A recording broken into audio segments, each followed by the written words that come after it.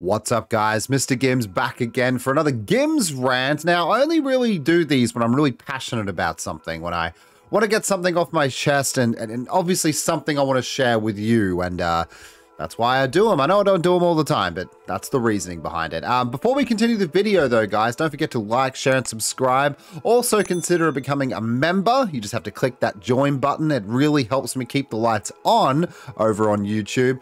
We're also live on Twitch right now. You can follow the links in the description below to find that. Everything is there, except for an OnlyFans. It's crazy how many times I get asked about that. No one wants to see it. I also have a Discord server as well, guys, where I like to talk with the community. It's a great community, positive one, which is good. Like to see you down there. Check all that out if you want to. But anyway, on with the video.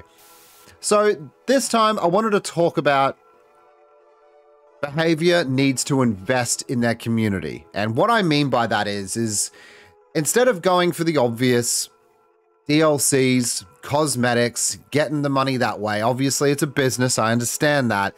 This year, I really feel like they need to listen to us even further than they have. I'm not going to lie, I have been impressed with the DLCs that I have gotten last year. I mean, we saw Wesker, which in my opinion is probably one of the most balanced, best DLCs that we've ever gotten, as well as it being licensed, which is really cool, as well as a character being done so well, which I think Wesker was. DLCs, new maps, all that thing are just the same old grind. And what I mean by they need to invest in the community is they need to start opening up to possibilities a little bit more.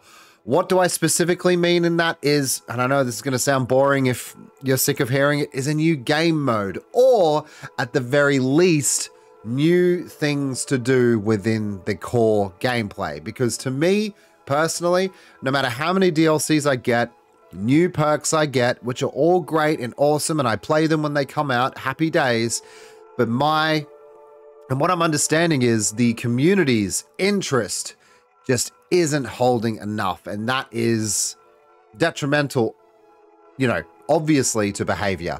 Now, behavior needs to try something new. They need a new game mode or new things within the game.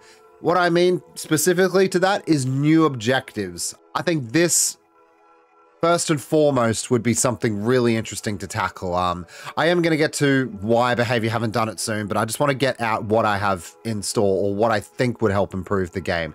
A new objective, not only for killers, but for survivors as well. Not just the same old 5 gens, you're out sort of thing, open the exit gates. Like, I'll use Friday the 13th as an example. I think it nailed it back in the day. I think it did a really good job. It's just a shame of what happened to the game afterwards, but you know, there was multiple ways of escaping, multiple ways of dealing with Jason. You could have him killed, or you could try to kill him. You could escape through the car. There was all these things you had to do. You had to gather different parts from, you know, all over Crystal Lake. It was not just the same boring, monotonous 5-gen hold M1 strategy. It's very boring. And it's just, I don't know how many more gens I've got in me until I just lose my mind. So new objectives would be great in DBD.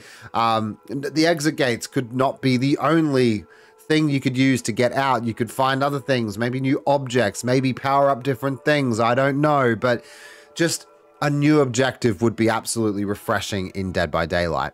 New ways of killing. Perhaps the hooks not being the only thing that you can do. I mean, obviously after 2 hooks you can Mori.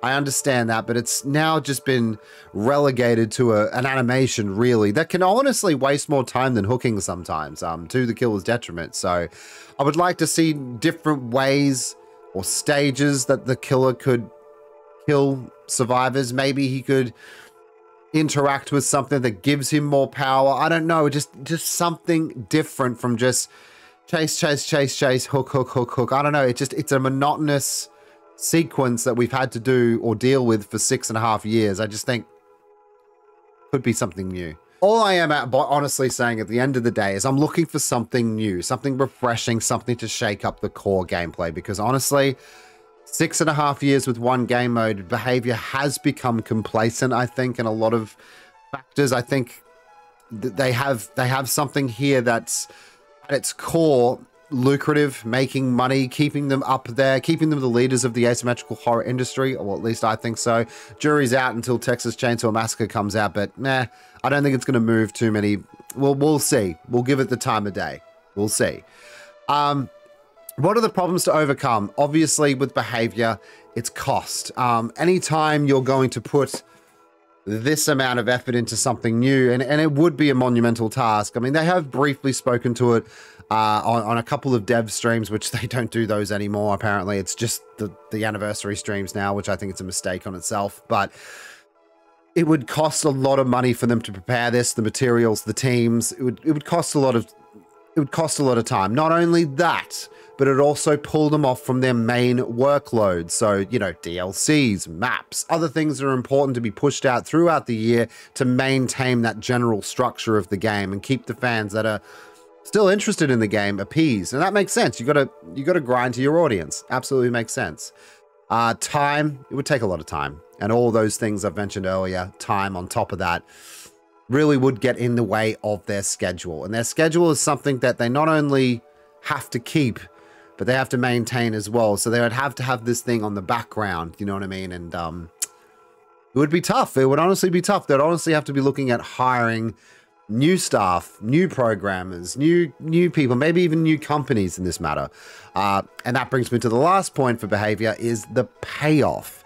They would have to know without a shadow of a doubt that all their effort, all of their trying these new things, going down these different avenues, trying new code, all of that, there would have to be a significant payoff, and then obviously maintain that interest as well. That's a big gamble, it is, especially for a game that is 6.5 years in its life cycle. So I can understand that all of this is a monumental task for behavior, and there needs to be a payoff at the end of it.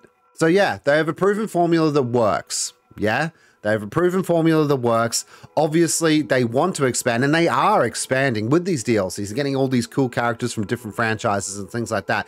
And we are happy for the most part. I would say we are, for the most part, with the core game. But at the end of the day, maintaining an audience for 6.5 years with the same game mode, the same objectives, the same things you have to do every single game, and every single time a new DLC and a new map comes out, yeah, it's different themed, but it's pretty much the same thing. Ultimately, a couple of other things I wanted to mention as well is just new survivor items. Christ, can we get some new survivor items? What do we got here? Medkit, toolkit, flashlight, key, firecrackers, and all that stuff. Oh, map. Yeah, map. Map, there you go. That's been the same for years. Can we get some new survivor items? Surely that can't take too much. I mean, obviously they'd have to, like, you know, test it, make sure it's not, you know, OP or whatever, but we've got BMPs. Chill out. Bring in something new, yeah? Different nodes or interactables for both survivor and killer would be really cool. Some things, maybe like, you know how in like Evil Dead, they like, you know, have to power up the Necronomicon and things like that and destroy the pages and things like that. Just things like that around the map would be really cool to sort of maybe either help or not help survivors in their routine escape. You know what I mean? There could be a little bit of a power struggle. Different stages of the match as well, like a beginning, a middle, and end. And there's just a tug of war going on. You know, the killer can get to this node before the survivors get to this node. So that gives them an advantage in the middle game. Just a tug of war sort of style would be really cool as well. It's just, it gets you out of that, oh, we don't just have gens to worry about. We don't just have to, you know, kill survivors. We don't just have that to worry about. We can really set ourselves up, if you will, and sort of gain advantages, disadvantages throughout the game. I think that would be really interesting as well. I love tug of war mechanics. I think it's really cool, especially for a game that can last, you know, anywhere from like 8 minutes, 15 minutes sort of thing. I think it's pretty cool. I need behavior to keep my interest this year, and not only myself, but more importantly, you. They need to keep your interest this year. They need to keep us playing. They need to keep their die-hard fans playing as well, not just the new casuals and all that. They need to keep their die-hard fans from playing. They're people that really protest at the highest building that this game is amazing, and I do think this game is great. I don't know about amazing anymore. Great, yes. Amazing, I think they've dropped the ball a little bit, especially around the December part of this year. It's always rough, but another video for that. The biggest thing I come across now in my streams and in YouTube comments is, oh yeah, I don't really play the game anymore. I play it here and there when something new releases a tome or whatever, and then I just, it doesn't really hold my interest. And these are some diehard people that are saying it as well, so it's very disappointing to see that constantly. I just want them to be better. I just want them to be better. Not only that, I want them to hold my interest this year more than anything, because right now I am going through a massive discovery over on Twitch. I've been playing all the Resident Evil games. I've been absolutely loving it. I've got Dead Space to look forward to, the Dead Space remake, Resident Evil 4 remake coming. I want to play Outlast 2. I want to play Outlast Trials. There's a bunch of other games I really want to try, and I'm known for playing DBD. I still love DBD, but if I'm not interested in DBD as much as I was, like if I'm losing interest, it's not good. It's not something you want to watch. But what do you guys think? What do you guys think? What do you want to see behavior come up with this year to hold your interest? More importantly, what will hold your interest in playing Dead by Daylight this year? Leave your comments down below. You guys know I answer them. I look into them. I love hearing back from you guys. Also, I'm live right now on Twitch, as I said. Please come check me out. I'm going to be playing Resident Evil 3 tonight, part 2. Probably get it finished tonight, I'd imagine. Apparently, it's a pretty small game. I hope to see you there. Like, share, and subscribe. All that glorious stuff. I really do appreciate it. Hope to see you guys in the stream, and I hope you guys have an amazing day. See you later.